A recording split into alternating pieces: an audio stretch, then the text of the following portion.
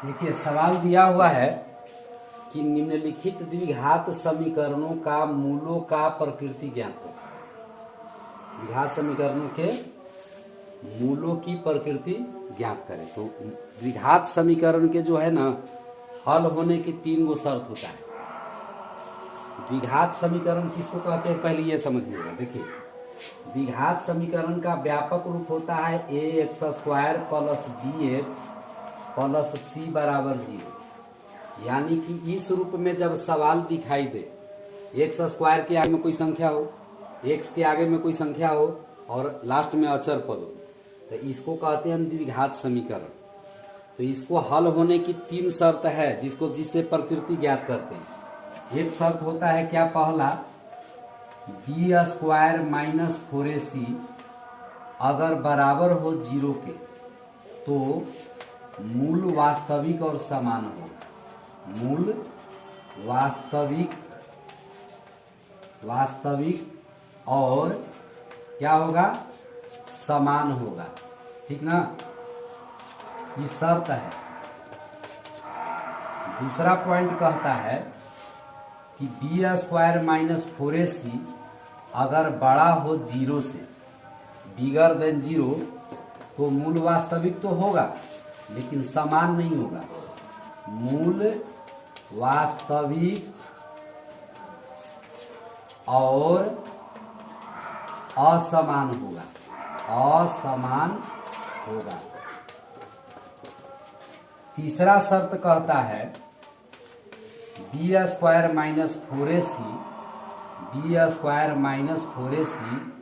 से बड़ा हो अगर 0, ये लेस देन 0 कम है, तो मूल वास्तविक नहीं होगा। कोई मूल नहीं होगा, सीधे लिख देते हैं। तो कोई वास्तविक मूल नहीं होगा। वास्तविक मूल नहीं होगा। ठीक है। अगर शर्त क्या है, देखिए द्विघात समीकरण के पहचान के तरीका क्या है, ये इस रूप में रहे तो ax² plus bx plus c बराबर 0 के रूप में अगर हो तो क्या है, वो द्विघात समीकरण या क्वाड्रेटिक इक्वेशन कहलाता है। तो यहाँ पर ध्यान देना इस बात की है, शर्त इसमें मूल की प्रकृति यानी नेचर पूछ रहा है, स्वभाव पूछ रहा है कि कैसा होगा। तो इसी के द्वारा हम विवेचक, देखो b² माइनस 4ac को विवेचक या विविक्तिकर कहते हैं। b² माइनस 4ac को विवेचक या विविक्तिकर कहते हैं।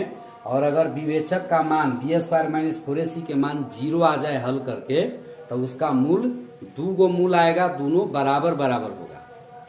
अगर b² माइनस 4ac के मान अगर प्लस में यानी 0 से कोई बड़ी संख्या है, 1 2 3 4 5 कुछ भी, तब उसका मूल क्या होगा, वास्तविक तो होगा लेकिन दोनों मूल बराबर नहीं होगा, असमान होगा। असमान माने जो बराबर नहीं है। और तीसरा शर्त ये कहता है कि यदि b² माइनस 4ac छोटा हो 0 से, देखो ये जो चिन्ह है ना, जिधर नोक उधर छोट, सीधे याद रखना, नोक जिधर निकल रहे उधर छोट है, यानी ये छोटा हो जाएगा। और 0 से छोटा कब होता है, जब संख्या माइनस में होता है। 0 से छोटा कब होता है, जब संख्या माइनस में होता है। तो ये शर्त लगा करके ही हम इसको चेक कर सकते हैं। तो सबसे पहले हम इसको ध्यान से फॉर्मूला को याद कर लेंगे। क्या है, b² माइनस 4ac बराबर 0, तो मूल वास्तविक और समान। अगर b² माइनस 4ac बड़ा है 0 से, तो मूल वास्तविक और असमान। और b² माइनस 4ac से बड़ा हो 0 यानी 0 से छोटा हो, तो कोई वास्तविक मूल नहीं होगा। यानी कब, जब ये माइनस में आ जाए तब। अब देखिए इसका अगला स्टेप हम लेते हैं, तो इसको हम क्वेश्चन को समझते हैं। सवाल में क्या लिखा हुआ है कि निम्नलिखित द्विघात समीकरणों के मूलों की प्रकृति ज्ञात करें। तो पहला क्वेश्चन देखिए क्या है बाबू, पहला क्वेश्चन में 4x² माइनस 12x माइनस 9 बराबर 0। इसमें से देखो x² के जो ठीक पहले है वो हो गया a का मान, तो a का मान कितना हो गया 4।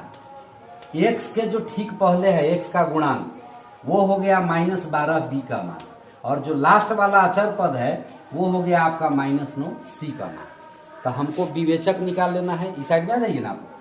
तब विवेचक निकाल लेना है b² माइनस 4ac। तब बताइए b के मान यहाँ पर -12 है तो -12 लिख लेंगे, एक और स्क्वायर है तो स्क्वायर दे लेंगे, -4 गुने a के मान 4 है तो 4 और c के मान -9 है तो -9 दे लेंगे। बात समझ में आ रहा है? यहाँ पर 12 के स्क्वायर हो जाएगा 144, माइनस माइनस के स्क्वायर तो प्लस, ई माइनस में ई माइनस से 2 बार गुना होगा तब प्लस, 4 को 16, 16 9 144। अब बताइए 144 में 144 जोड़ेंगे तो 288 यानी कि 288। ये बताइए ये प्लस में है कि माइनस में? प्लस में है। जीरो से बड़ा है कि छोटा? बड़ा है, तो इसके बारे में हम क्या लिखेंगे कि बी स्क्वायर माइनस 4ac, चाहे इसी पर लगा दीजिए कि जो है बड़ा है किससे? जीरो से, इसलिए क्या होगा? मूल क्या होगा? वास्तविक होगा। मूल क्या होगा? वास्तविक। और कैसा? असमान होगा। क्या होगा? असमान होगा। तो इस तरह से आप चेक कर रहे हैं, एगो प्रकृति ज्ञात हो गया कि मूल वास्तविक और असमान होगा। उसी तरह से दूसरा क्वेश्चन के प्रकृति अगर हमको ज्ञात करना है, ठीक से इसको देख लीजिए और उसके बाद ध्यान दीजिए। अब देखिए मान लिया जाए इस सवाल लेते हैं दूसरा बी के, तब बी में क्या है? 2x स्क्वायर माइनस 6x बराबर में 0 है। तो सबसे पहले इसको ax square plus bx plus c बराबर 0 के रूप में लाएंगे। तो इसको क्या करेंगे? 2x स्क्वायर माइनस 6x है प्लस कुछ नहीं है तो 0 है, 0 जोड़ने से घटाने से कोई फर्क नहीं आएगा, बराबर 0। a के मान इसमें से कितना निकालेंगे? x स्क्वायर के पहले वाला 2, b के मान माइनस 6 और c के मान कुछ नहीं था। अब बी स्क्वायर माइनस 4ac के मान निकालेंगे। तब बी स्क्वायर माइनस 4ac तो b के मान -6 होता है, -6 के स्क्वायर माइनस 4 गुने a के मान 2 है और गुने c के मान 0 है तो 6 के स्क्वायर 6 6 36 और -4 गुनी 8, 8 में 0 से गुना तो 0, तो 36 में से 0 घटेगा तो ये भी हमको देख रहे हैं बड़ा है किसको से? 0 से। तो क्या हो जाएगा? मूल वास्तविक होगा, लेकिन कैसा? वास्तविक और क्या होगा? असमान होगा। जब तक प्लस में संख्या आए तब तक क्या हो जाएगा? मूल वास्तविक और असमान होगा। अब देखिए अगला क्वेश्चन पर थोड़ा ध्यान देना है, पकड़ना है। तीसरा कह रहा है कि 9x स्क्वायर, सी में कह रहा है 9x square minus 12x plus 4 बराबर में 0। ए के मान यहां से 9 हो गया बाबू, बी के मान यहां पर क्या हो जाएगा? बी के मान -12 और सी के मान क्या है? प्लस में 4 है। ये हो गया ए, ये हो गया बी, ये हो गया सी। तब बी स्क्वायर माइनस 4ac यानी विवेचक निकालेंगे, बार बार बोल रहे हैं बी स्क्वायर माइनस 4ac को विवेचक कहते हैं। तो कितना होगा? बी के मान -12, एक स्क्वायर माइनस 4 गुने ए के मान 9 गुने सी के मान 4, ठीक है। तब 12 के स्क्वायर बराबर है 144 माइनस 4 चौका 16, 16 9 144, 144 में से 144 चल जाएगा तो कितना बचेगा? 0। तो ये 0 के ना बराबर आ गया। तब बी स्क्वायर माइनस 4ac जो है वो किसके बराबर आया? 0 के। इसलिए मूल कैसा होगा? मूल वास्तविक तो होगा और समान भी होगा। मूल वास्तविक और क्या होगा? समान होगा। मूल वास्तविक और समान होगा। बात समझ में आ रहा है आपको? अब निकालना सीख गए आप लोग हैं? अगला क्वेश्चन को देखिए, यदि आपको समझ में आ रहा है तो अगला क्वेश्चन है वो डी में देखिए। डी में जो क्वेश्चन कर रहा है आपको कि 7x square plus 8x minus 1 बराबर 0। इसमें निकालना है विवेचक का, पता करना है कि मूल कैसा होगा। तो पहले बताइए ए के मान बताइए आप लोग क्या है? ए का मान 7 है, बी का मान क्या है? 8 है और सी का मान -1 है। क्या निकालेंगे? B square minus 4ac। B के मान कितना है? 8 के स्क्वायर माइनस 4 के मान 4 गुने ए के मान कितना? 7 गुने सी के मान -1 है ना। 8 के स्क्वायर 8 64, 7 चौका 28 और 28 में 1 से गुना था 28 है, लेकिन ये भी माइनस तो दोनों मिलके प्लस हो जाएगा। जोड़ के कितना आ जाएगा? 8 4 12 की 2, 6 2 8 1 9, 92 आ गया 92। तब 92 जो आया ये 0 से बड़ा है कि छोटा? बड़ा है। तो ये 0 से बड़ा है, क्या हो जाएगा? मूल वास्तविक और असमान, मूल वास्तविक और क्या होगा, और असमान होगा। क्या होगा, असमान। ठीक है, तो इस तरह से आप चेक करना सीख गए। बाकी के क्वेश्चन अगर आप बना सकते हैं। अब अगला स्टेप जो है उसको फिर देखिए, सवाल परीक्षा में कैसे पूछे जाएंगे वो भी थोड़ा ध्यान दीजिए। देखिए क्वेश्चन नंबर 2 कह रहा है आपको कि के किस मान के लिए दिए गए द्विघात समीकरण के मूल समान है। तो सबसे पहला क्वेश्चन आप देखिए, पहला क्वेश्चन क्या कह रहा है यहाँ बाबू, 3x², इसको हल करके बता रहे हैं। प्लस में kx आप प्लस 6 बराबर है 0।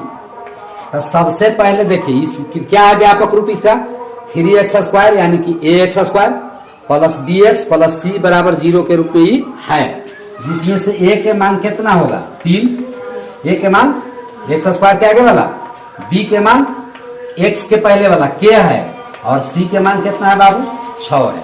सवाल में पहले ही कह रहा है कि समीकरण का मूल समान है, तो लिख देंगे कि चूंकि मूल क्या है, समान है।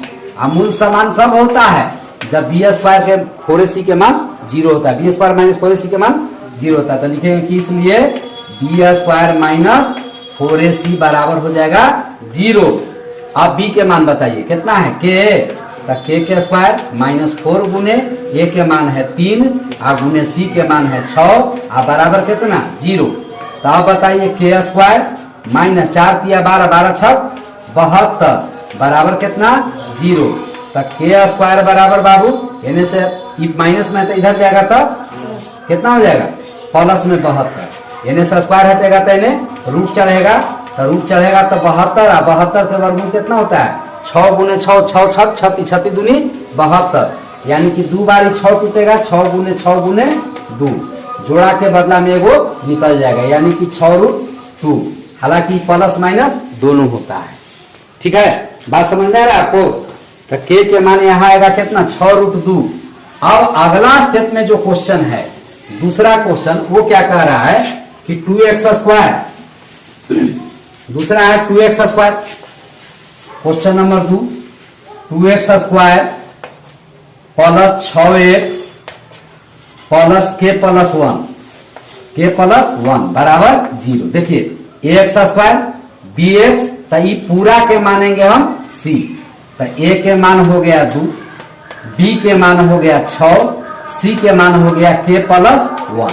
ठीक है, अब बताइए b² माइनस 4ac बराबर क्या हो जाएगा 0। क्या होगा बराबर 0, क्योंकि मूल पहले ही लिखा है कि समान है ना, मूल कैसा है, समान है।